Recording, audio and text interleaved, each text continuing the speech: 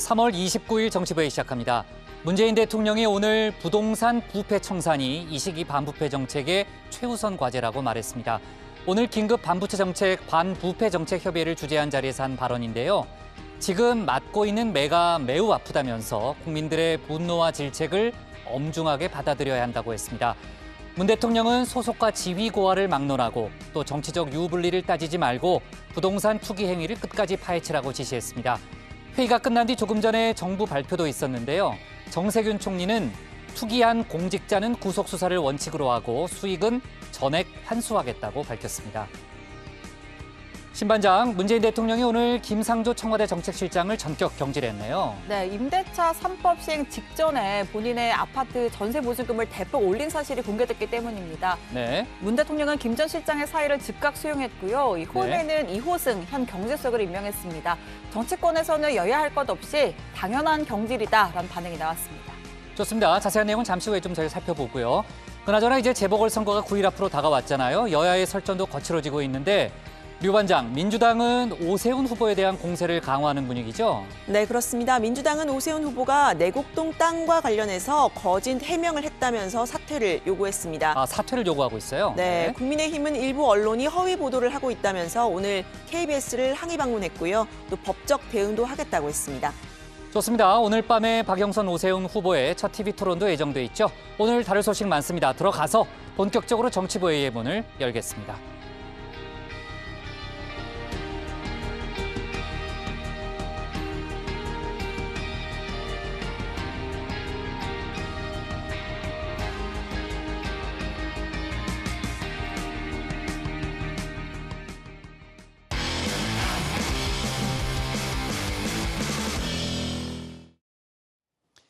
조금 전에 신반장하고 얘기했지만요. 문재인 대통령이 서울 청담동 아파트 전세 보증금 인상 논란을 빚었던 김상조 청와대 정책실장을 전격 경질했습니다. 또 부동산 정책에 대한 국민들의 평가가 엄혹하다면서 정치적 유불리를 따지지 말고 부동산 부패를 끝까지 파헤쳐야 한다고도 당부했는데요. 관련 소식을 신혜원 반장이 정리해봤습니다. 네, 오늘 청와대에서는 갑작스런 인사 발표가 있었습니다. 김상조 정책실장이 전격 경질됐죠. 자, 이유는 부동산입니다. 부동산 정책 사령탑인 그는 결국 본인의 부동산 관련 논란으로 자리를 내려놓게 됐습니다. 부동산 투기 근절을 위해 총력을 기울여야 할 이 엄중한 시점에 국민들께 크나큰 실망을 드리게 된 점 죄송하기 그지없습니다. 청와대 정책실을 재정비하여 이사 대책 등 부동산 정책을 차질 없이 추진할 수 있도록 빨리 자리를 물러나는 것이 대통령님을 모신 비서로서 해야 할 마지막 역할이라고 생각했습니다. 크나큰 실망을 드려 죄송하다. 배경은 이렇습니다. 김 전 실장은 임대인이자 임차인인데요. 본인이 소유한 강남구 청담동 아파트를 전세 주고 성동구 금호동 아파트에 전세로 살고 있었습니다. 자, 그러다 지난해 7월 29일 청담동 아파트 전세금을 기존 8억 5천만 원에서 9억 7천만 원으로 1억 2천만 원, 그러니까 14.12%를 올렸습니다. 하루 뒤인 7월 30일 국회 본회의에선 전월세 인상폭을 5%로 제한하고 계약갱신 청구권을 보장하는 내용이 담긴 주택임대차 보호법이 통과됐습니다. 5%법 통과 하루 전에 14.12% 인상.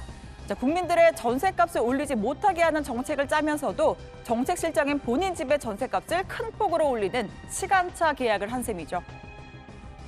청와대 김상조 정책실장이 언론 인터뷰를 가졌는데 불편해도 기다려달라 이런 발언을 했죠. 최근 전세 대란을 임대차 3법 도입 등에 따른 과도기적인 현상이라고 규정을 했습니다. 그러면서 불편하더라도 정부가 대책 마련을 준비하고 있으니 기다려달라라고 한 건데요.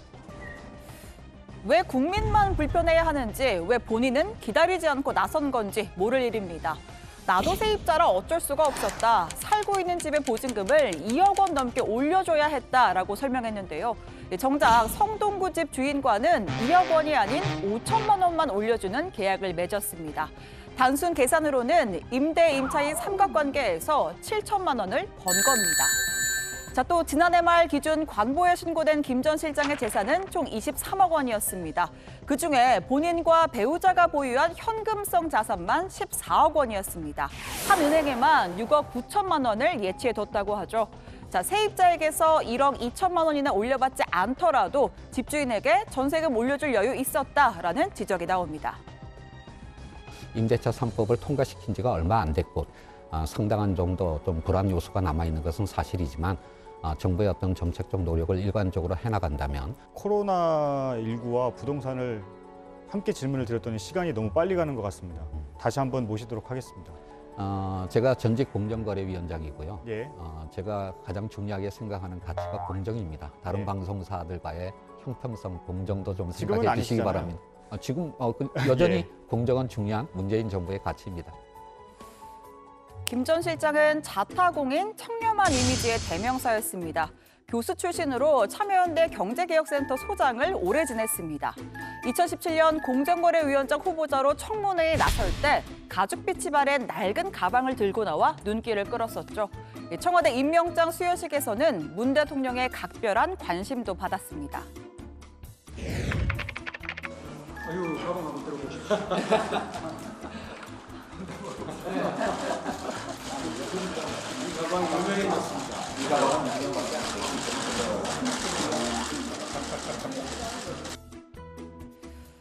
김 전 실장은 전세금 관련 보도가 나온 직후인 어젯밤 유영민 대통령 비서실장에게 사의를 전했고요. 오늘 아침 문 대통령에게 직접 사의를 밝혔다고 합니다. 후임 정책실장에는 이호승 현 청와대 경제수석이 임명됐습니다. 전임 김상조 실장님께 존경과 감사를 드립니다. 저의 능력이 부족함을 늘 느낍니다. 주어진 소임에 최선을 다하겠다는 의지로서 그 부족을 메꾸어 나가겠습니다. 자, 정치권 반응 어떨까요? 민주당은 김 전 실장 경질에 대해 대통령의 부동산 적폐청산 의지에 부담을 주지 않기 위한 당연한 조치라고 했습니다. 지휘 고하를 막론하고 부동산 문제로 국민께 실망을 주는 일은 없어야 한다고도 했는데요. 본인 입장에서는 억울할 수도 있겠지만 국민의 시각과 그 눈높이에는 좀 부합하지 않는 면도 있지 않을까 생각을 합니다. 고위공직자는 늘 항상 좀 더 국민의 눈높이에서 유의해야 된다라는 기본적인 원칙을 말씀드리겠습니다. 반면 야당에서는 재벌 저격수라더니 세입자 저격수였냐라는 질타가 나왔습니다. 또 교묘하게 법을 이용한 청와대 정책실장은 청와대가 적폐청산 1호로 외친 투기꾼과 무엇이 다른가라면서 국민은 벼락거지, 문재인 정권은 벼락부자 아니냐라고 비꼬았죠. 위선도 이런 위선이 없습니다. 국민들 피눈물 나는 사정에도 가차없이 임대차법 밀어붙이고 세입자와 집주인을 편가르며 내 집 마련의 사다리를 걷어찬 정부입니다. 국민들을 범죄자 취급하면서 대출도 받지 못하게 하더니 문재인 정부는 이제 와서는 자신들만 어쩔 수 없는 특별한 사정이 있으니 봐달라고 합니다. 또 문 대통령이 즉각 사의를 수용한 것을 두고선 선거가 아니었으면 이렇게 빨리 경질했겠느냐, 선거가 없으면 버티게, 선거가 있으면 꼬리 자르기다라고 지적했습니다. 사실 김 전 실장은 지난해 말에도 한 차례 사의를 표한 적이 있었죠. 노영민 비서실장과 김상조 정책실장, 김종호 민정수석은 오늘 문재인 대통령에게 국정 운영 부담을 덜어드리고 국정 일신의 계기로 삼아주기를 바라는 의미에서 사의를 표명했습니다.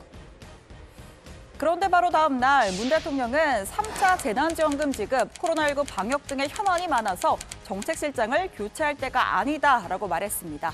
오늘과는 조금 상반된 반응이었죠. 문 대통령은 부동산 부패 근절 방안을 논의하는 반부패 정책협의회를 주재했습니다. 공직자들의 땅 투기 의혹과 관련해 우리는 국민들의 분노와 질책을 엄중하게 받아들여야 한다라고 했는데요. 야단 맞을 것은 맞으면서 국민들의 분노를 부동산 부패의 근본적인 청산을 위한 동력으로 삼아주길 바란다고 당부했습니다. 부동산 정책만큼은 국민들로부터 엄혹한 평가를 벗어나지 못하고 있습니다. 지금 우리가 맡고 있는 매도 매우 아픕니다. 지금을 우리 정부가 부동산 정책에 있어서도 평가를 반전시킬 수 있는 마지막 기회로 삼겠다는 강력한 의지를 가져줄 것을 각별히 당부합니다. 문 대통령을 비롯한 회의 참석자들은 모두 부동산 부패 청산 문구가 적힌 마스크를 썼습니다. 마스크에 새길 정도로 강력한 의지다 정도로 해석하면 될까요? 지위고하를 막론하고 국가의 행정력과 수사력을 총동원해주길 바란다. 정치적인 유불리도 따지지 말고 끝까지 파헤쳐주길 바란다라는 당부가 제대로 실현되기를 기대해봐야겠습니다. 오늘 청와대 발제 이렇게 정리합니다. 김상조 전격 경질, 문 대통령 부동산 부패 끝까지 파헤쳐야. 정말 마스크에 부동산 부패 청산이라고 써 있네요. 네, 아까 제 신반장이 소개했던 대로 의지를 다지는 아마 그런 차원으로 보이고요. 문재인 대통령이 오늘 청와대에서 공정사회 반부패 정책 협의회를 주재를 했고요. 조금 전에 이제 문 대통령 발언에도 중간에 나왔지만 국민들의 매가 매우 아프다라는 표현을 하면서 그 참모와 내각 또 장관들 앞에서 국민들의 분노와 질책을 엄중하게 받아들여야 한다 이런 얘기를 했습니다. 자, 오늘 발언 내용을 좀 한번 정리 좀 해볼까요? 네, 문 대통령은 우리 사회의 부동산 부패 청산이 지금 이 시기 반부패 정책의 최우선 과제임을 천명하고 범정부적 대책을 강력하게 추진하기 위해서 긴급하게 회의를 소집했다고 말했습니다. 청와대는 문 대통령의 연설을 이례적으로 생중계했는데요. 문 대통령은 부동산 부패를 손대지 못한 것을 반성한다면서 야단 맞은 것은 맞으면서 국민의 분노를 부동산 부패의 근본적인 청산을 위한 동력으로 삼아주길 바란다. 이렇게 당부를 했습니다. 이제 우리는 원점으로 되돌아가서 새로 시작해야 합니다. 이번 사건을 철저하고 단호하게 처리하는 한편 부동산 부패의 구조적이고 근본적인 문제의 해결까지 나아가야 할 것입니다. 네, 문 대통령은 부동산 투기 근절과 재발 방지를 위해서 재산 등록제를 모든 공직자로 확대하고 또 공직자 이해 충돌 방지법을 반드시 제정하겠다고 했습니다. 또 상설적 감시기구인 부동산 거래 분석원을 설치하고요. 또 농지 취득 심사도 대폭 강화하겠다고 했는데요. 회의 직후에 정세균 총리가 직접 회의 결과를 브리핑하는 시간도 가졌습니다. 맞아요. 저도 아까 제가 발표 내용 직접 들었는데요. 상당히 센 내용들이 거기 많이 들어있더라고요. 검찰의 수사 전담팀을 꾸린다는 그런 내용도 있었죠. 네, 그동안 LH 및 공직자 투기 수사는 경찰을 주축으로 한 특수본에서 주도를 해왔는데요. 이 검경 수사권 조정으로 인해서 검찰은 직접 수사는 하지 않고 수사 지원과 법리 검토 등을 통해서 협력을 해왔습니다. 하지만 오늘 정부 브리핑에서는 이 검찰도 법이 허용하는 범위 내에서 직접 수사를 할 것이다라는 내용이 담겼는데요. 정세균 총리 설명 들어보시죠. 43개 검찰청에 부동산 투기 사범 전담 수사팀을 편성하여 500명 이상의 검사와 수사관을 투입할 예정입니다. 검찰은 법이 허용하는 범위 내에서 적극적으로 직접 수사를 할 것입니다. 부동산 부패 관련 송치 사건과 검찰 자체 첩보로 수집된 6대 중대 범죄는 직접 수사하도록 하겠습니다. 특히 정 총리는 투기 비리 공직자는 전원 구속 수사를 원칙으로 하고 법정 최고형을 구형할 것이다 라면서 이들이 취득한 범죄 수익은 몰수 추징 보전을 통해서 전액 환수하겠다라고도 했습니다. 검경 수사와는 별도로 이 국세청은 부동산 탈세 특별조사단을 꾸려서 부동산 탈세에 대응할 방침이고요. 이 투기 행위를 상시 적발해서 부당이득에 대해서는 최대 5배로 환수하겠다고 했습니다. 기재부도 별도의 부동산 투기 근절 및 재발 방지 대책 브리핑을 열었는데요. 여기서는 모든 공직자 재산 등록 이야기가 나왔습니다. 현재는 4급 이상, 임원 이상 등 23만 명의 고위공직자가 인사혁신처에 재산 등록을 하고 있는데요. 앞으로는 토지 개발, 주택 건설 등 부동산 관련 부처와 공공기관, 그러니까 LH와 SH 등의 기관은 직급을 막론하고 전 직원이 재산 등록을 해야 한다는 이야기입니다. 네, 정말 그야말로 이제 검경, 국세청, 기재부 종합 대책이 오늘 쏟아져 나왔군요. 그러니까 지금 이제 박주로 반장 얘기를 들어보면은 그동안 이제 고위공직자 같은 경우에는 인사혁신처에 등록을 해왔죠. 그 나머지 공직자 같은 경우에는 이제 소속 기관별로 자체 재산 등록제를 운영하겠다는 그런 취지인 거죠. 네, 그러니까 그렇죠? 그 직무 관련 지역 내라는 그런 단서가 붙는데 그 홍남기 부총리 설명 한번 직접 들어보시겠습니다. 부동산 업무 관련 공직자들의 부동산 신규 취득 제한제를 도입합니다. 즉 이들의 직무 관련 소관 지역 내에 부동산 신규 취득을 원칙적으로 제한하되 다만 무주택자의 1주택 취득 그리고 상속과 장묘 등 불가피한 부동산 취득의 경우 소속 기관장에게 신고 후 취득토록 하겠습니다. 그리고 LH 임직원에 대해서는 연 1회 부동산 거래를 조사를 하고 개발 예정지내 토지거래 실태 조사도 정기적으로 실시하겠다라고 약속을 했습니다. 그러니까 이제 LH 직원 같은 경우에는 재산 등록도 등록이지만 아예 부동산 신규 취득을 제한하는 정도의 아마 그런 대책으로 보이고요. 투기 신고 센터를 설치한다는 거죠, 조 반장? 네, 그렇습니다. 홍 부총리는 부동산 투기 적발을 위해서는 국민들의 적극적인 제보와 신고가 매우 효과적일 것이라면서 향후 100일간 집중 신고 기간을 운영하겠다고 밝혔습니다. 신고 활성화를 위해서 신고 포상액을 현행 최고 1,000만 원에서 최대 10억 원까지 확대할 예정입니다. 10억 원이요? 가능해요? 욕심이 나시나요?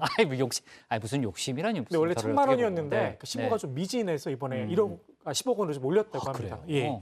또 한편으로는 그 자진 신고를 하면 가중 처벌을 배제하는 데 유인책을 마련하기도 했고요. 세금 관련 대책도 나왔는데요. 투기적 토지 거래 유인을 차단하고자 2년 미만 단기 보유 토지와 비사업용 토지에 대해 양도소득세 중과세율을 내년부터 10에서 20포인트 인상하기로 했습니다. 이로써 1년 미만 보유 토지에 대한 양도세율은 50%에서 70%로 1년 이상 2년 미만은 40%에서 60%로 오르게 됩니다.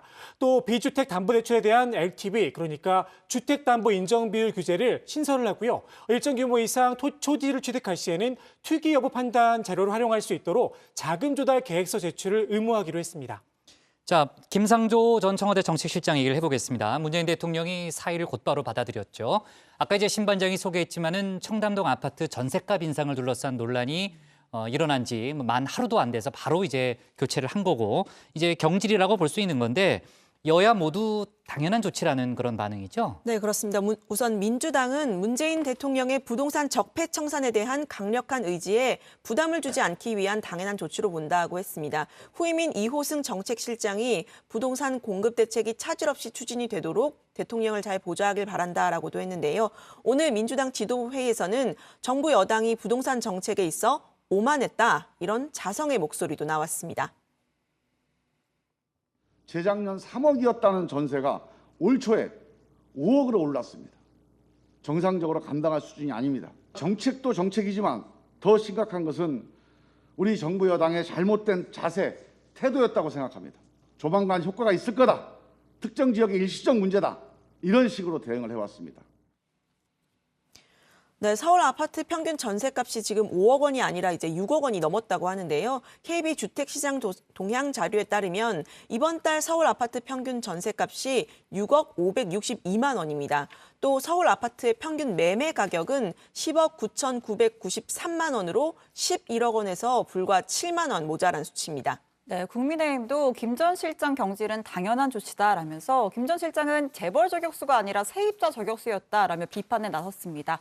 자, 그러면서 선거가 아니었다면 이렇게 빨리 경질했겠느냐, 선거가 없으면 버티고 선거가 있으면 꼬리 자르기 아니냐라고 비판했는데요. 오늘 정부의 발표 내용에 대해서도 소 잃고 외양간 고치는 격이다라는 지적이 나왔습니다. 아니, 지금 와서 무슨 이제 와서 소 있고 외양간 고치는 식으로다가 무슨 총력을 경주선 LH 사건이 지금 난 지가 지금 얼마나 시간이 오래 경과가 되는데도 하나도 해결책이 나오진 않아요. 지금 마치 보면은 무슨 불이 팔팔 타고 있는데 말이지, 불 끄는 방법만 얘기하는 것이 실질적으로 불을 끊으려고 하는 생각이 없는 것 같아요. 지금 들어봤지만 어쨌든 김상조 정책실장의 경질에 대해서는 여야 모두 당연한 조치라는 입장이지만 또 바라보는 방향은 또 다르네요. 그죠? 해석은 또 여야가 좀 다른 그런 해석을 내놨고요. 관련된 제목으로 정리를 하겠습니다. 김상조 전격 경질, 문 대통령 부동산 부패 끝까지 파헤쳐야로 제목을 잡겠습니다. 다음은 박준호 반장의 발제입니다.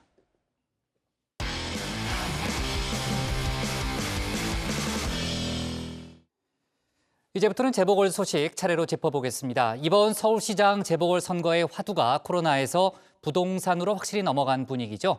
유세 현장에서 박영선, 오세훈 두 후보 모두 서로 부동산 공급 확대로 집값을 잡겠다면서 규제 완화책을 들고 나왔는데요. 이런 가운데 두 후보와 경선에서 맞붙었던 인사들도 적극적인 유세 지원에 나서고 있습니다. 박준호 반장이 관련 소식을 정리해봤습니다. 오늘자 한겨레 신문을 잠깐 보려고 합니다. 제가 주목한 건 저렇게 이면 오른쪽 하단에 있는 만평입니다. 선거 벽보를 살펴보고 있는 두 사람, 근래 보기 드문 정책 선거라고 평하고 있는데요. 벽보에는 기호 1번이나 2번이나 모두 부동산 규제 완화라는 문구가 적혀 있습니다. 그 주변으로는 중증 치매, 암 환자, 저렇게 쓰인 전단지가 휘날리고 있고요. 지금 서울시장 재보궐선거판을 딱 한 컷에 잘 담아냈다는 생각이 드는데요. 민주당 박영선 후보와 국민의힘 오세훈 후보가 주말부터는 네거티브 못지않게 부동산 정책 경쟁에 열을 올리고 있습니다. 경부고속도로를 지하화하면 한남대교에서부터 양재터널까지 6km 기간 10만 평 이상의 땅이 나옵니다. 5만 평은 평당 1,000만 원 반값 아파트로 분양하겠습니다, 여러분. 아무리 좋게 표현해도 실패한 정부입니다. 실패한 대통령입니다. 맞죠? 주택 가격 오르는 건 정말 그거는요. 천추에 남을 큰 대역 죄라고 해도 그거는 과언이 아니에요. 두 사람 모두 공급 확대와 규제 완화에 방점을 찍고 있습니다. 세부 내용에는 차이가 있지만요. 공급을 늘려 집값을 잡겠다는 계획은 비슷합니다. 특히 박 후보는 연령별, 직군별로 맞춤형 부동산 정책을 내놓고 있는데요. 주말이면 청년 유동인구가 많은 곳이죠. 어제는 강남역을 찾아서 청년 표심을 잡기 위한 부동산 공급 대책을 내놨습니다. 20평 2억이 부담이 가는 20, 30대 청년과 신혼부부도 많지 않겠습니까? 지분 적립형, 집값의 10%만 내고 따박따박 1년에 한 번씩 집값을 조금씩 더 보태가는 지분 적립형으로 그렇게 분양하겠습니다, 여러분! 박 후보의 오늘 타깃은 중소기업 재직 근로자였습니다. 그중에서도 장기 재직 근로자들에 대한 혜택을 약속했는데요. 장기 재직 근로자는 중소기업에 5년 이상 또는 동일기업에 3년 이상 재직한 근로자들을 말합니다. 박 후보는 서울시 공공주택 물량의 5%를 중소기업 장기 재직 근로자에게 배정하겠다라고 약속했습니다. 특별 공급 물량 중에 기관 추천 유형으로 약 2% 정도 중소기업 장기 재직 근로자 물량을 배정을 하고 있습니다. 이 2%를 5%까지 확대를 하고 이것이 잘 정착이 되면 10%까지 더 확대하도록 하겠습니다, 여러분. 후보는 현장 유세에서는 현 정부 부동산 정책 실패를 부각하는 데 중점을 두고 있습니다. 그러면서 자신의 부동산 공약이 집값 폭등의 해결책이라고 홍보하는 식인데요. 후보의 기본적인 방침은 민간 주도의 재개발, 재건축 활성화입니다. 지금 이렇게 신규 주택 물량이 공급이 안 되니까 부동산 가격이 폭등을 한 거다 하는 거를 원인을 알게 되면 해법은 그냥 자연스럽게 나오는 거죠. 어떻게 하면 된다고요? 민간 주도의 재건축, 재개발 사업을 그냥 조합들이 할 수 있도록만 하면 됩니다. 특별히 뭐 도와드릴 것도 없어요.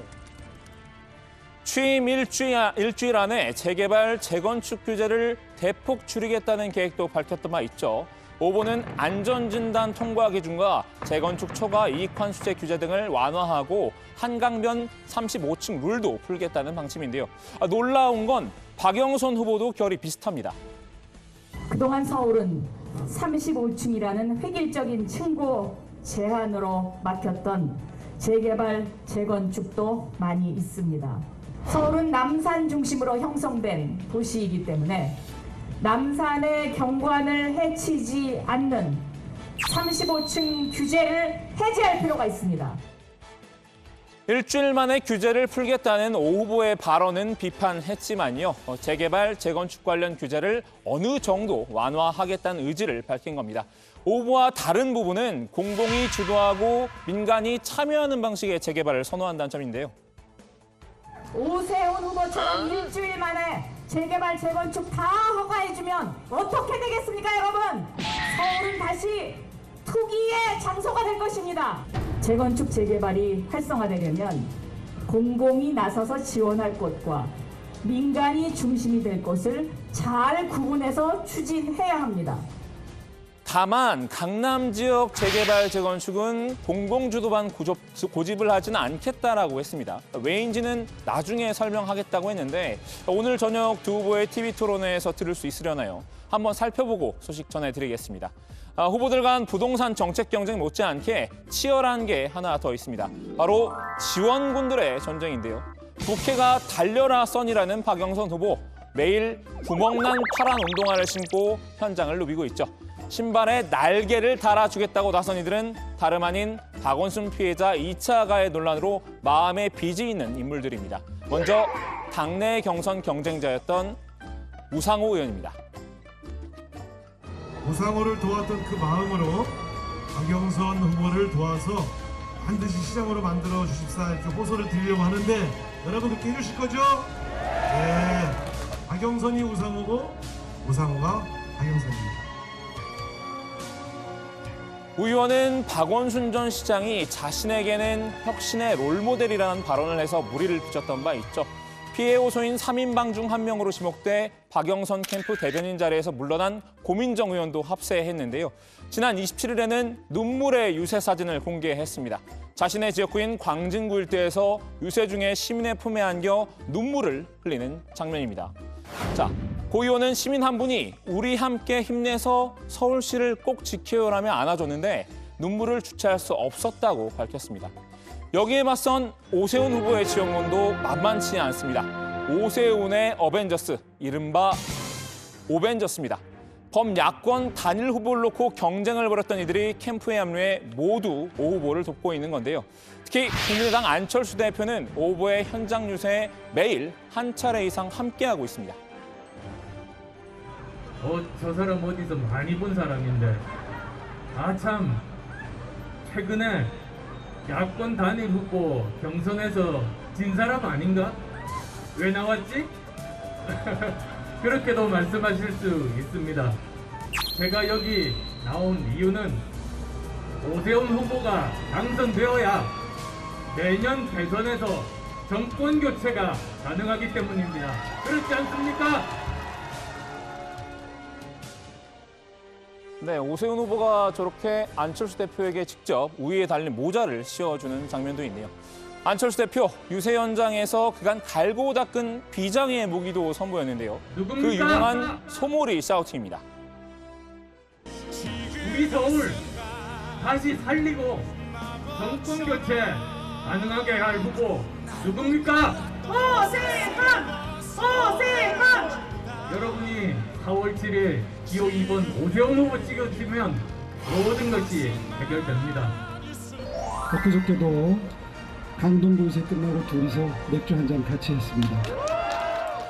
우리 둘이 반드시 대한민국 역사에 길이 남을 새로운 통합과 화합의 모습 반드시 보여드리겠습니다. 오 후보의 당내 경선 경쟁자였던 나경원 전 의원도 힘을 보태는데요. 마수 토론에서는 볼 수 없었던 화기애애한 모습도 연출했습니다. 이제 서울을 다시 살릴 사람 누구죠, 여러분? 오세훈! 오세훈! 오세훈! 제가 좀 해보려고 했는데 아깝게 졌어요. 오세훈 후보 첫날부터 능숙하게 제대로 해줄 거라고 믿습니다, 여러분. 믿으시죠? 나경원 후보도 마음에 앙금도 있을 거고 또 상처도 있을 텐데 저와 함께 나와서 여러분 만나 뵙고 있습니다. 우리 나경원 후보께도 큰 박수 한번 부탁드립니다.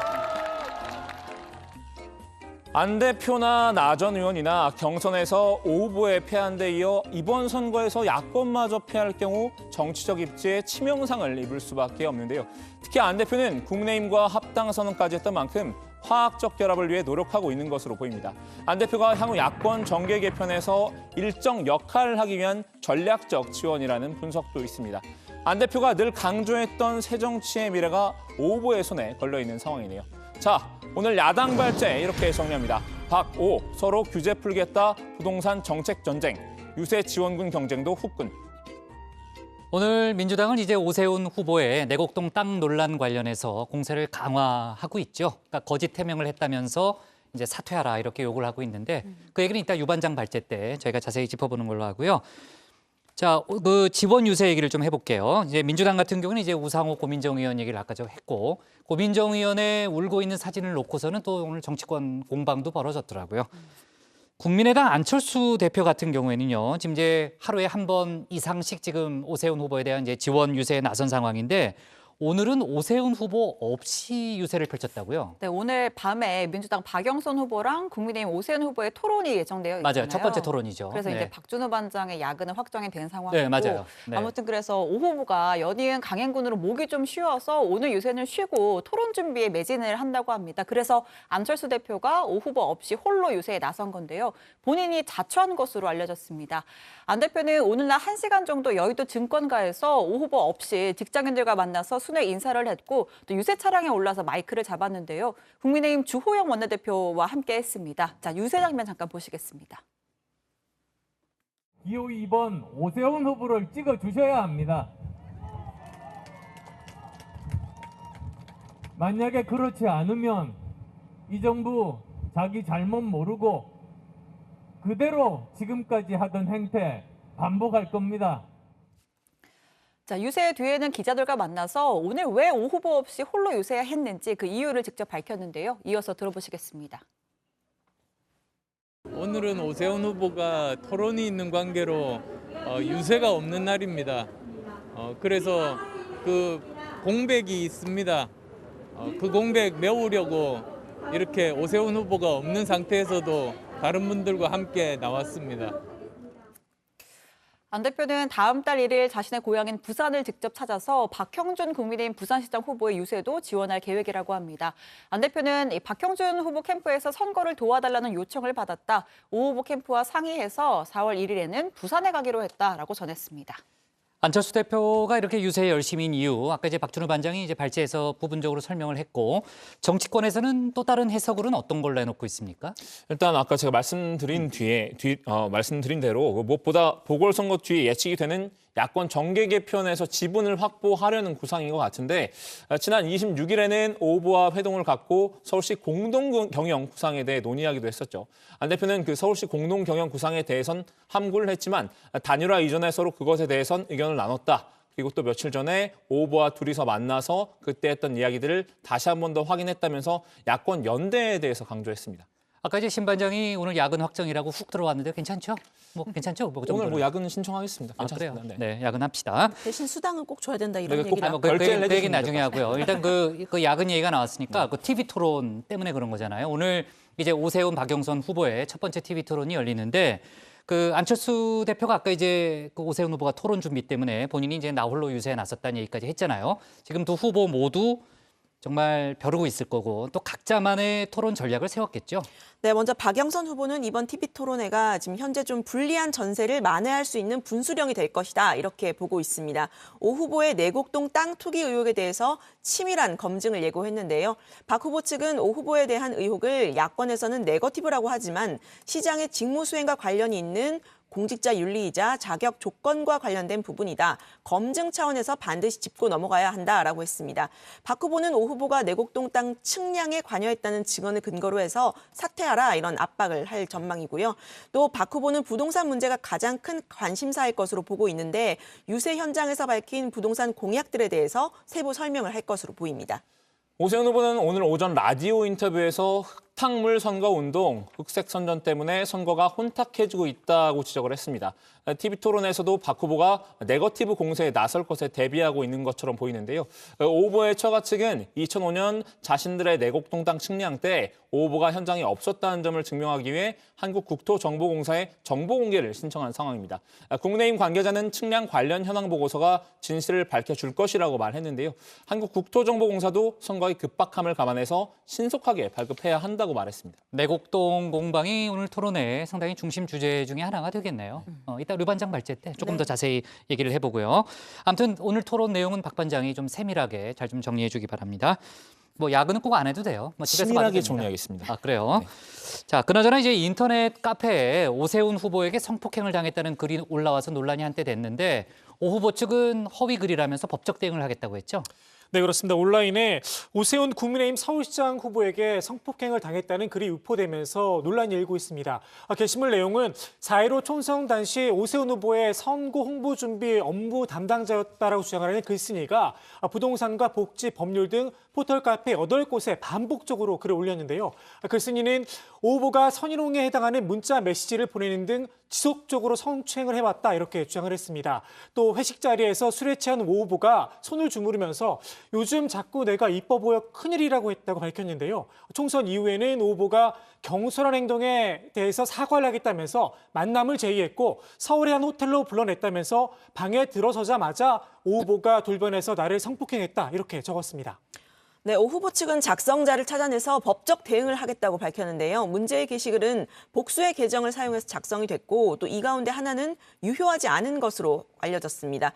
이준석 전 국민의힘 최고위원은 페이스북을 통해서 관련 기사를 공유하면서 이 사람을 잡았을 때 특정 정당과 관계가 없었으면 좋겠다. 만약에 특정 정당과 닿아 있는 분이면 당 문 닫으라고 요구를 하겠다. 이렇게 경고를 했습니다. 최근 저에게도 무수히 많은 계정들이 댓글을 달고 있는데 대한민국의 선거 때만 가 계정이 넘쳐나는 이유가 있을 것이라고 덧붙였습니다. 부산 소식도 한번 좀 살펴볼게요. 오늘 민주당 김영춘 후보와 박형준 후보가 토론회를 했죠. 오전에 TV 토론을 했는데 TV 토론이 아니죠. 오늘 신문사 주최 토론회였죠. 어떤 이야기들이 오갔나요? 네, 그 정책 토론이 좀 이어지나 싶었는데 김영춘 후보가 박형준 후보의 부동산 관련 의혹을 제기하면서 네거티브 공방으로 분위기가 급변했습니다. 김 후보는 박 후보가 국회의원 시절 사고판 해운대 땅과 관련해서 부채를 신고하지 않는 등 재산 신고를 잘못했다고 지적을 했습니다. 또 박 후보로부터 그 땅을 매수한 분이 배우자의 지인으로 알려졌고 이 지인은 박 후보가 매입한 기장의 땅에도 같이 투자한 것으로 전해졌는데 확인해달라 이렇게 포문을 연 겁니다. 박 후보는 해운대 땅의 경우 다음에 공직자 신고 과정에서 정상적으로 신고를 했다면서 그 땅을 매수한 사람은 재력이 있는 지인은 맞지만 문제될 건 없다 이렇게 반박을 했습니다. 네, 박 후보의 해명에도 김 후보가 계속 밀어붙였습니다. 김 후보는 특수한 관계로 맺은 투자 공동체에 대해서 의문이 남는다라고 공세를 이어갔는데요. 이 박 후보는 해명을 믿지 않으면 어떻게 하란 말인가 마타도어를 멈추고 지금이라도 정책 선거에 임하자라고 되받아쳤습니다. 토론 과정에서 신경전도 상당히 치열했는데요. 김 후보가 박 후보의 목이 많이 잠겼다라고 하자 박 후보는 김 후보는 유세를 열심히 안 해서 그런 것 같다라고 또 비꼬기도 했습니다. 네, 정말 부산 선거도 아주 치열하게 전개돼 왔죠. 저희도 그동안 정치부에서 많이 다뤘지만은 지금 흔히 말하는 지금 네거티브 공방도 아주 뜨거운 그런 상황입니다. 자, 오늘 야당 발쟁 이렇게 정리할게요. 부동산 정책 서울 재보궐 최대 화두로 부상, 후보 지원 유세도 치열로 제목을 잡겠습니다. 다음은 유정아 반장의 발제를 들어보겠습니다.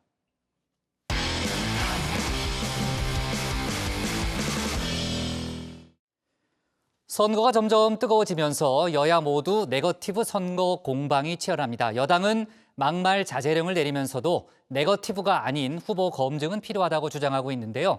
야당은 실력이 없으니 네거티브를 하고 있다. 이렇게 여당을 비판했습니다. 오늘 민주당과 국민의힘의 공방 그리고 군소 후보들의 움직임까지 류정아 반장이 정리해봤습니다. 네, 4월 7일 날 쓰레기를 잘 분리수거 하셔야 됩니다. 그렇죠? 내곡동 땅이 있는 거 뻔히 알고 있었으면서 거짓말하는 후보 쓰레기입니까 아닙니까? 중증 심의 환자 저 정신 나간 문재인 대통령을 보면서 최악의 대통령 홍준 우리의 주목으로 변호할 거야. 내가 연설할게. 이건 무슨 중증 심의 환자도 아니고 국민들은 집값을 나간다고 말했는데 결국은 부동산 안정돼 있다. 그 점을 지적했더니 과한 표현을 썼다고 그래요. 여러분 그 정도 말도 못합니까 야당이? 우리 부산은 비유컨대 3기 암 환자와 같은 그런 신세입니다. 저 김영춘이 우리 민주당의 후보 김영춘이 감히 3기 암 환자 신세인 부산을 살려내는 그런 유능한 의사라고 생각합니다. 부산 싫으면 나 떠나라! 네, 여야 모두가 명운을 건 이번 선거, 이른바 네거티브, 즉 상대에 대한 부정적인 부분을 부각시키는 전략이 선거전을 뒤덮었습니다.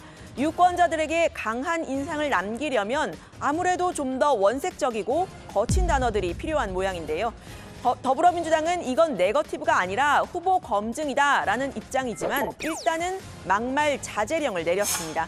국민의힘 역시 앞서 말조심, 몸조심을 강조했죠. 막말로 선거 분위기를 흐트리는 것은 자제하고 당내 구성원은 품격 있는 언어로 남은 기간 선거운동에 임해 주시기를 당대표 직무대행으로서 요청드립니다. 절대로 우리가 자만해서는 안 되라고 생각을 하고 그리고 언행에 굉장한 조심을 할 필요가 있습니다. 하지만 여야의 공방 계속됐습니다. 먼저 민주당은 국민의힘 오세훈 후보의 내곡동 땅 의혹을 또다시 제기했습니다. 선글라스를 쓴 남자, 일명 선글남이 등장을 했는데요. 오 후보는 땅과 관련해서는 일체 관여하지 않았다라고 했는데 이 선글남 오 후보가 16년 전인 2005년 내곡동에 직접 땅을 측량하러 갔었다는 KBS 보도가 나온 겁니다. 민주당은 오 후보의 거짓말이 또 하나 늘었다면서 양심 선언이 나오면 사퇴하겠다라고 했던 약속을 지키라고 공세를 폈습니다. 동 측량 현장에 간 사실이 없었다고 거짓말을 한 것은 오세훈 후보 측입니다. 내곡동 땅의 존재도 몰랐다, 위치도 몰랐다라고 처음에 이야기한 분이 오세훈 후보입니다. 네, 당시 현장에 있었다는 제보자도 직접 나섰습니다. 오세훈 의원이냐 물어서 맞다라는 답을 들었고 같이 측량을 한 후에는 8,000원짜리 생태탕도 같이 먹었다. 이런 구체적인 정황을 제시한 겁니다. 그렇죠. 천하에 같이 측량을 했고 옆에서 봤는데 만나서 밥도 먹고 다 그랬는데 측량이 끝나고 제가 이상하다. 아니 사람이 저렇게 거짓말 할 수 있나? 왔으면 왔다. 왔으면 그게 뭐이 나쁠 일입니까? 왜? 네, 오 후보는 현장에 갔던 건 큰 처남이라고 했습니다. 본질은 투기 정보를 알고 매입한 게 아니라 상속을 받은 땅이고 보금자리 주택 지정 과정에서 시장으로서 영향력을 행사하지 않았다는 것이라고 강조를 했습니다. 관련 서류를 직접 요청하겠다고도 했습니다. 당시에 그 측량 관련 그 현황 보고서가 있을 겁니다. 예. 거기에는 누가 측량을 의뢰했는지 또 현장에 누가 입회했는지가 다 기록이 돼 있을 거예요. 예. 그래서 그걸 정보 공개 청구를 오늘 중으로 합니다. 네. 그러니까 서류가 제일 정확하죠. 예. 네, 국민의힘 김종인 비대위원장은 해당 보도를 한 KBS에 대해서 공영방송이 선거 때 특정 정당을 위해서 편파적인 보도를 일삼는 것이 맞냐라고 강하게 비판했습니다. 민주당과 국민의힘은 설전을 벌였는데요. 민주당은 미국 닉슨 대통령 당시 워터게이트 사건을, 또 국민의힘은 과거 이회창 대선 후보 아들의 병역 비리 의혹을 제기했던 병풍 김대엽 사건을 끌고 왔습니다. 미국의 그 워터게이트 사건 아시죠? 도청의 행위보다는 닉슨 대통령이 거짓말한 것 때문에 사퇴를 한 겁니다. 이미 자격도 잃었고 당선되더라도 시장직 유지하기 어렵기 때문에 지금 사퇴하는 게 맞다, 이런 얘기죠. 16년 전에 있었던 일, 지금 기억하 16년 전에 무슨 일이 있었는지 우리 앵커는 기억이 하세요. 그런 가지고 까마득한 얘기를 사람의 말에 의존해가지고 뭘 마저 사실을 확정 지으려고 하는 게 꼭 보니까 김대엽이 같다. 또 하나의 김대엽이 나타나가지고 아니면 말것이 하는 것 같다. 이런.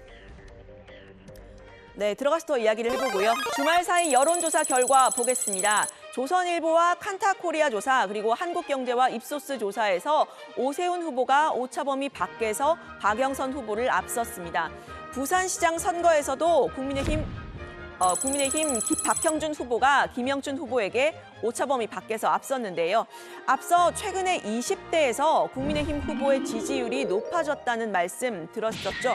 이 부분만 떼서서 봤더니 야당의 정부 견제론에 동의하는 비율이 정부 지지론의 더블 스코어를 넘습니다. 여권의 이른바 콘크리트 지지층이라고 하죠. 40대도 정부 견제론 54.9% 대 정부 지원론 42.4%로 견제론이 앞섰습니다.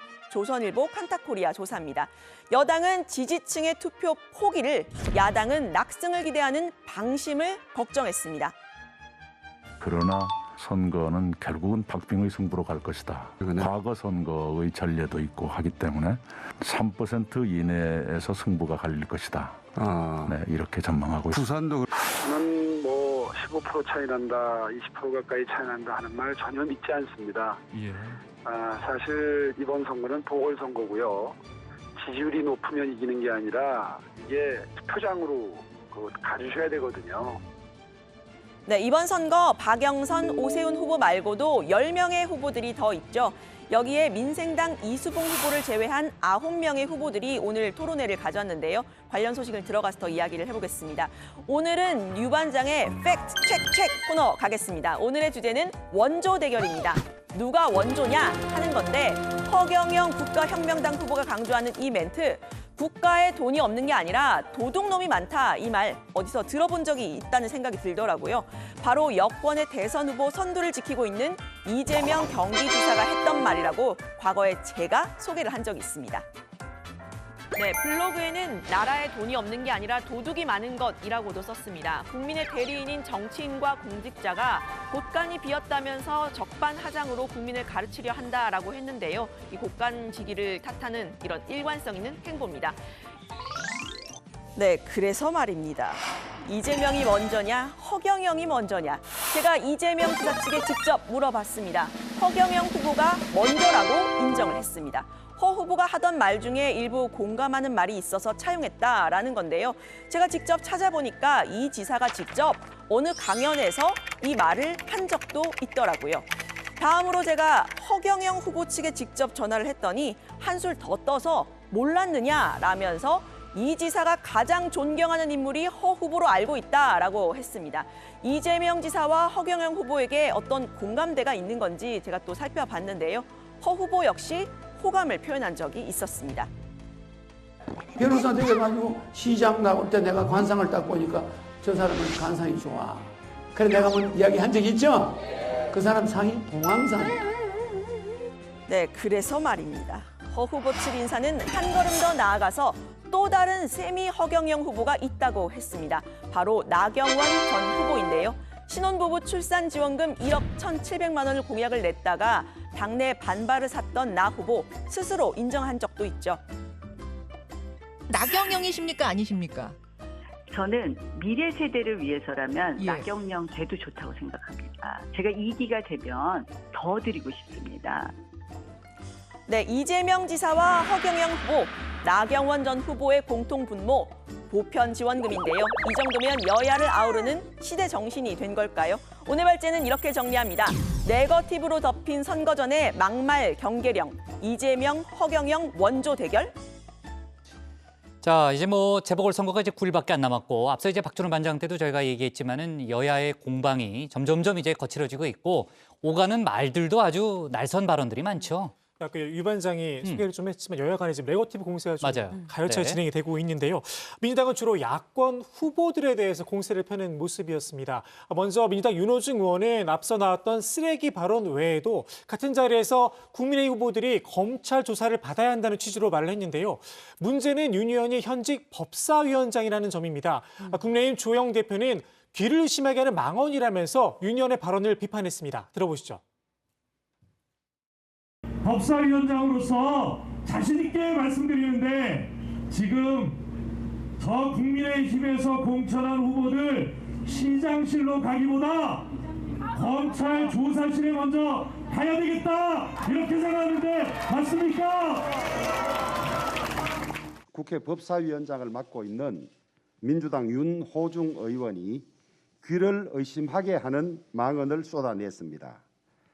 이제 대한민국은 집권당이나 윤호중 위원장이 오세훈, 박형준 잡아 넣어라 하면 감옥에 넣을 수 있는 나라가 됐다고 스스로 자백한 것입니다. 국민의힘은 후보 개인에 대한 네거티브보다는 문재인 정부를 비판할 때 거친 단어를 사용했습니다. 먼저 오세훈 서울시장 후보는 문 대통령에게 주택 가격을 올려놓은 것은 천추에 남을 대역죄라고 해도 과언이 아니다라고 했습니다. 또 서병수 의원은 북한의 미사일 발사와 관련한 입장을 비판하면서 종북 좌파 정권을 반드시 교체하자고 했고요. 소득주도 성장과 최저임금 인상과 관련해서도 공상주의에서나 하는 것이고 공산주의에서 해서 실패한 정책이라고 비판했습니다. 민주당은 이에 대해 색깔론을 당장 멈추라고 논평을 냈습니다. 네, 여야 모두 상대 당을 또 비판하고 있는 그런 상황이고요. 후보 가족들에 대한 네거티브 공세도 있었죠, 신반장. 네, 그렇습니다. 특히 국민의힘 박형준 부산시장 후보 부인에 대한 공세였는데요. 민주당 안민석 의원을 포함해서 4명을 고발했습니다. 안 의원은 지난 28일 부산 유세에서 부동산 복부인이 부동산 투기꾼이 부산시장의 사모가 된다면 부동산 투기 어떻게 막을 수 있겠느냐라는 연설을 했는데요. 자, 이에 박 후보 측은 박 후보 배우자는 부동산 투기를 한 사실이 없다면서 허위사실 유포, 명예훼손에 대한 책임을 묻겠다고 했습니다. 네, 민주당 김영춘 후보 대변인은 앞서 한 라디오 방송에서 박 후보 측의 조강지처라는 뜻을 아시는지 진짜 묻고 싶다면서 박 후보는 조강지처를 버렸다라는 표현을 썼는데요. 이와 관련해서도 박 후보 측이 법적 대응을 시사한 바가 있습니다. 주말에 있었던 김영춘 후보 유세에서는 후보의 부인과 아들이 직접 유세장에 나섰는데요. 여기에서 이제 지지층이 김 후보의 부인에게 조강지처를 연호하는 모습이 포착되기도 했습니다. 힘찬 박수 부탁드립니다.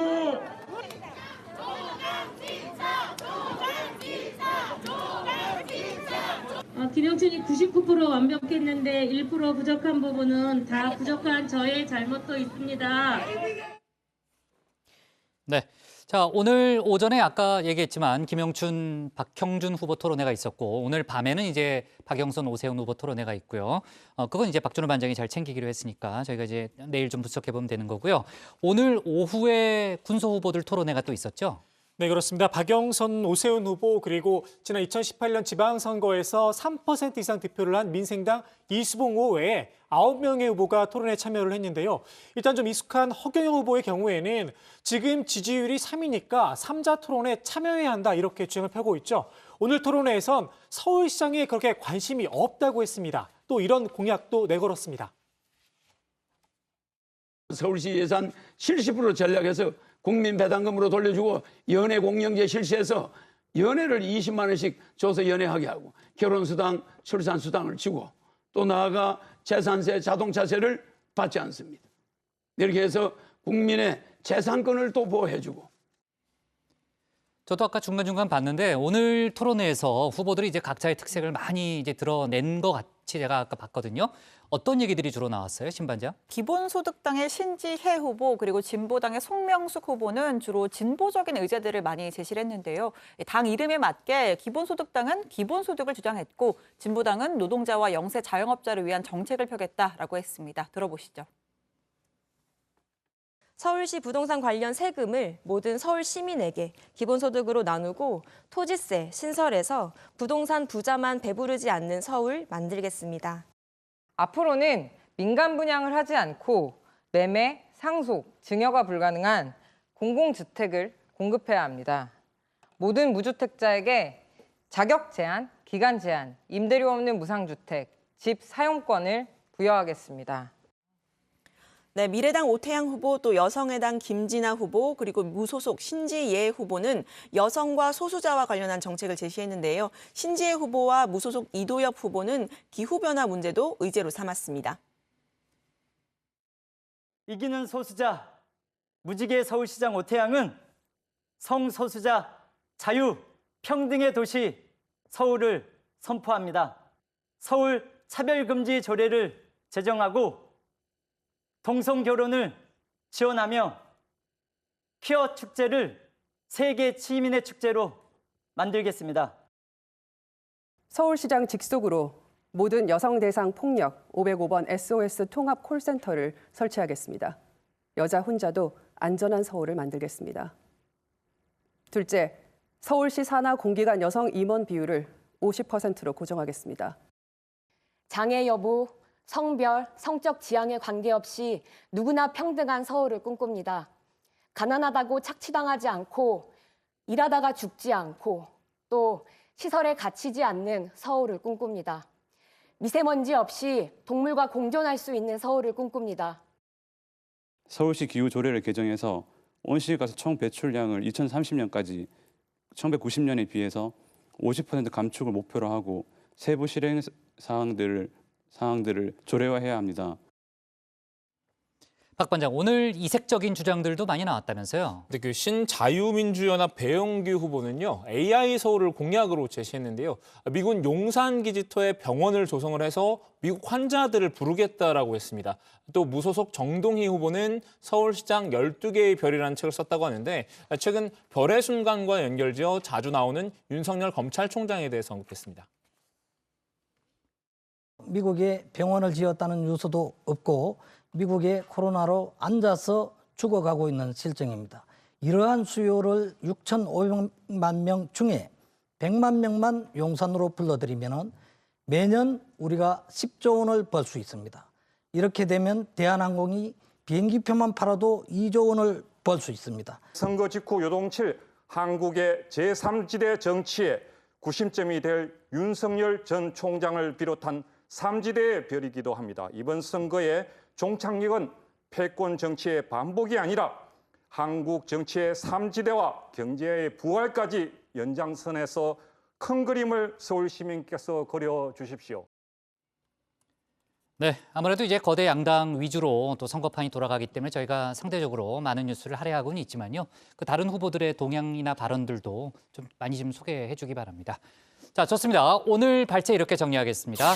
네거티브로 덮인 선거 전의 막말 경계령, 이재명, 허경영 원조 대결로 제목을 잡겠습니다. 다음은 조익신 반장의 발제를 들어보겠습니다.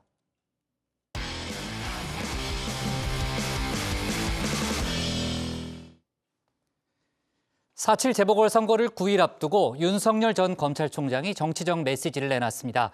이번 선거를 왜 하게 됐는지 잊었냐며 상식과 정의를 되찾는 반격의 출발점이라고 했죠. 여권을 향해선 잘못을 바로잡을 생각이 전혀 없다면서 투표를 해야 바뀐다고 날을 세웠는데 정치권에서도 많은 공방이 오가고 있습니다. 관련 내용을 조익신 반장이 정리해봤습니다.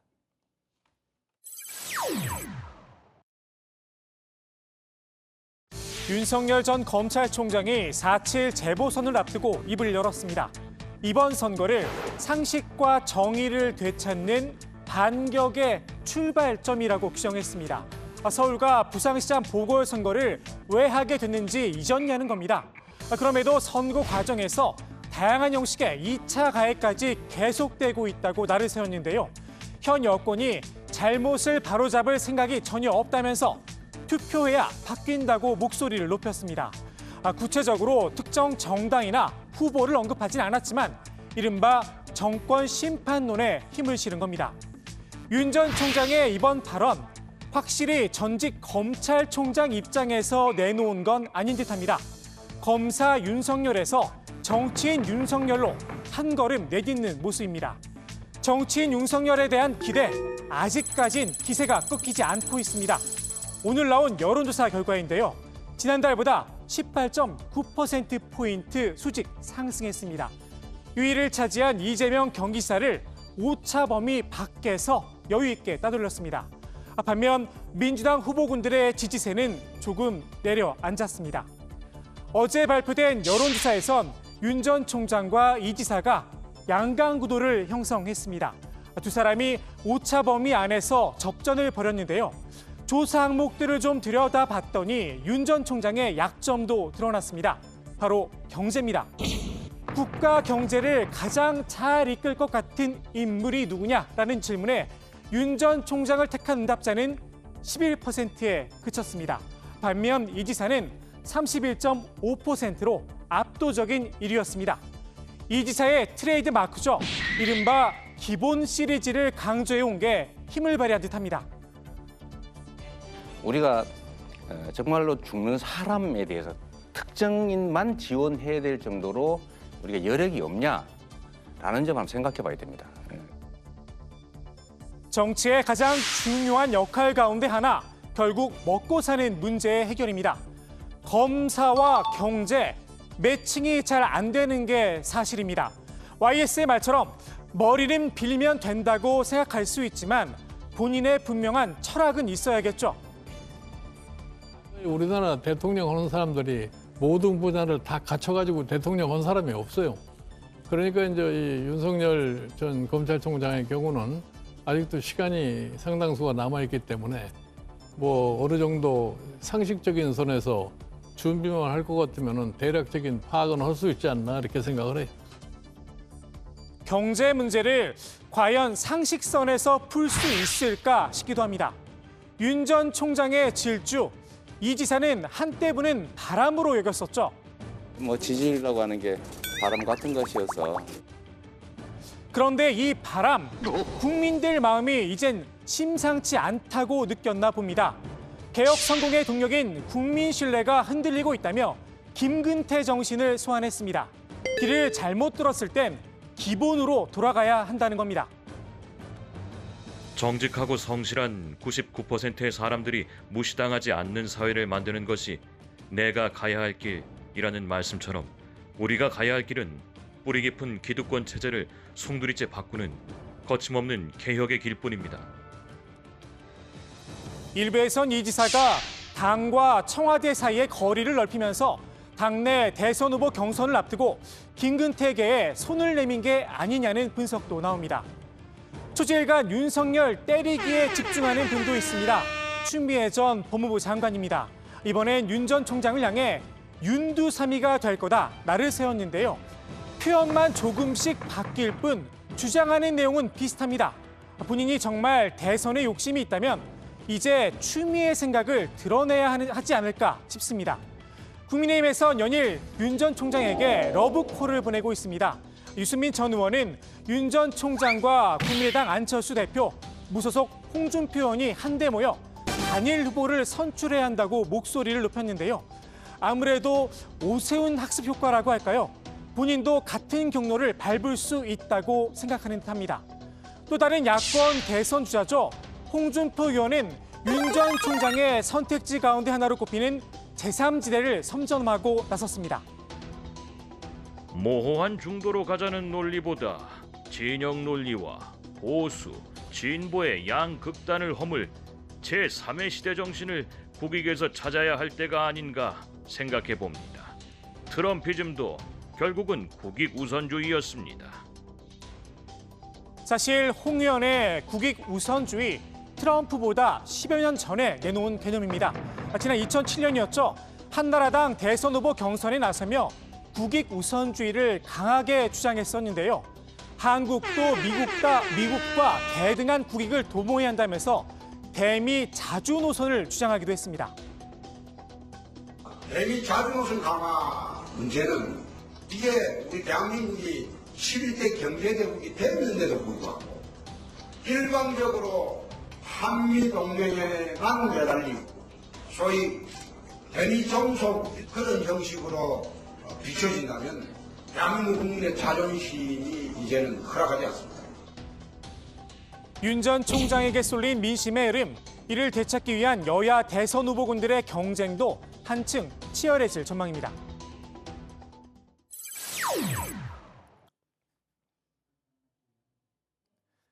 미얀마 군정의 반인도적 만행이 도를 넘었습니다. 1살 박이 아이에게도 총격을 가했습니다. 총칼을 든 군인들의 눈엔 그저 폭도였나 봅니다. 옆에 서 있거나 집 앞에 놀고 있었는데 총 맞은 어린이도 있고요. 집 안에서 있었는데도 유리 창문 같은 것을 뚫고 총 맞아서 사망한 어린이도 있는데, 한 어린이 같은 경우에는 어린이가 아버지의 품속에 있었는데 우리가 무섭다 계속 아버지한테 그런 말을 하는데 그게 더 화가 나서 그 어린이에게 총을 쐈던 것도 산 사람을 그대로 불태웠다는 믿지 못할 소식도 들려왔습니다. 군부의 테러에 가까운 유혈 진압, 지난 토요일에만 114명의 시민들이 숨졌습니다. 지난 토요일이 1945년대 일본에게 맞서서 무장 항쟁을 시작한 날이었습니다. 그래서 원래는 그날을 기념해서 미얀마 항쟁의 날, 저항의 날이었는데 군사 정부 때 그것을 국군의 날, 군인의 날로 바꿨습니다. 그래서 이번에 저희 국민들은 그날에 반군부 독재의 뜻으로 전국 곳곳에 시위를 했는데요. 그래서 시위에 참여하는 사람들이 많은 만큼 군부의 유혈 진압도 벌어졌고, 그래서 많은 희생자들이 발생했었습니다. 지난 주말 파티를 즐기는 미얀마 군부의 모습입니다. 국민들을 잔혹하게 죽여놓고 뭐가 좋은지 활짝 웃고 있습니다. 미얀마 군부는 국군의 날을 맞아서 대규모 열병식도 열었다고 하는데요. 중국과 러시아 군부가 참석해 축하를 해줬다고 합니다. 사실상 군부의 쿠데타를 인정해준 셈입니다. 같은 날 밤 세계 미인대회에 출전한 미스 미얀마는 눈물로 도움을 호소했습니다. Today, in my country, Myanmar, why I'm doing speak on this day, there are so many people dying, more than 100 people dying today. I deeply be sorry for all the people who have lost their life. I want to say from here that please help Myanmar. We need your urgent international help right now.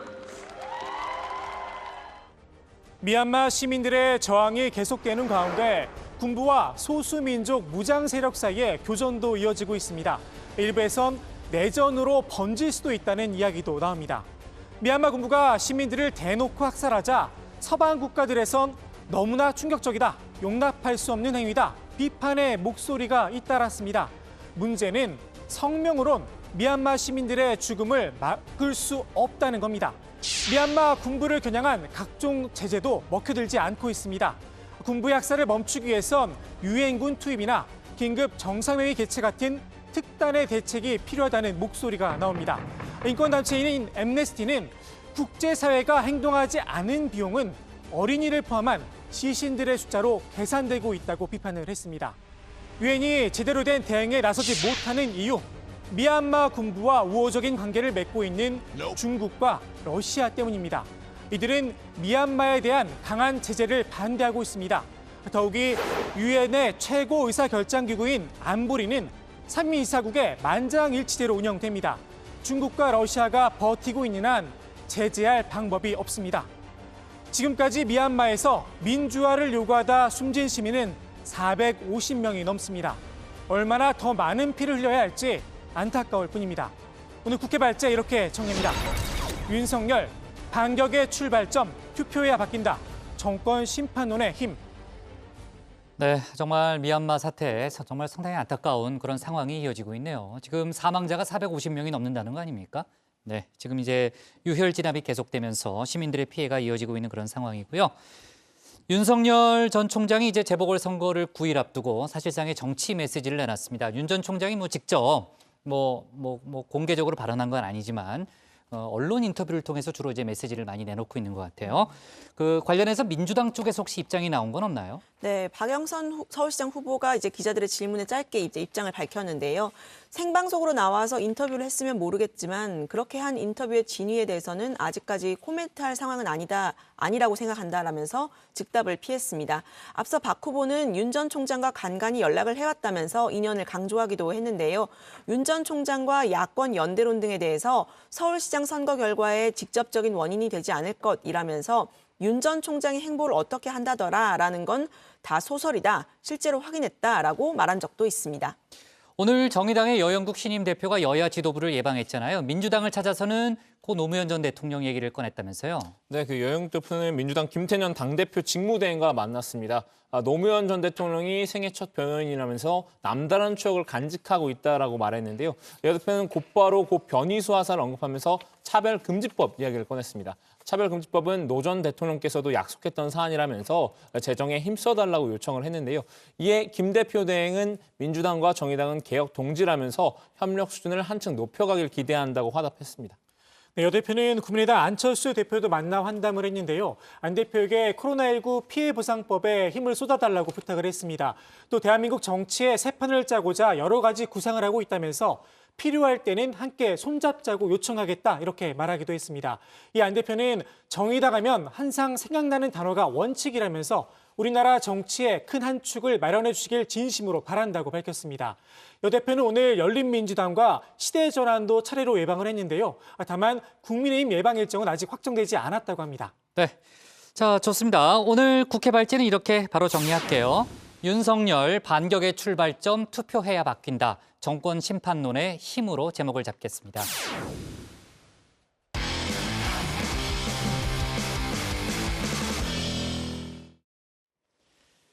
오늘 저희가 밑줄 친 한 줄은요. 서당서 벌어진 엽기적인 학폭들입니다. 지난주 국민청원을 통해서 경남 하동의 한 서당에서 10대 여학생들이 후배를 폭행한 사건이 전해졌죠. 변기물과 세제를 먹이는 등 피해 내용이 참혹했는데요. 그런데 또 다른 서당에서도 이 같은 학폭이 발생해서 충격을 주고 있습니다. 이번엔 10대 남학생들이 또래를 상대로 체액을 먹이거나 신체에 이물질을 넣는 등 엽기적인 폭력을 벌인 것으로 알려졌습니다. 인성과 예절을 가르친다는 곳에서 상상하기 힘들 정도로 잔혹한 폭력이 자행되고 있다는 건데요. 엄정 수사는 물론이고 서당 내 잇따른 학교 폭력 논란에 대해서 대책 마련도 시급히 이루어져야 하겠습니다.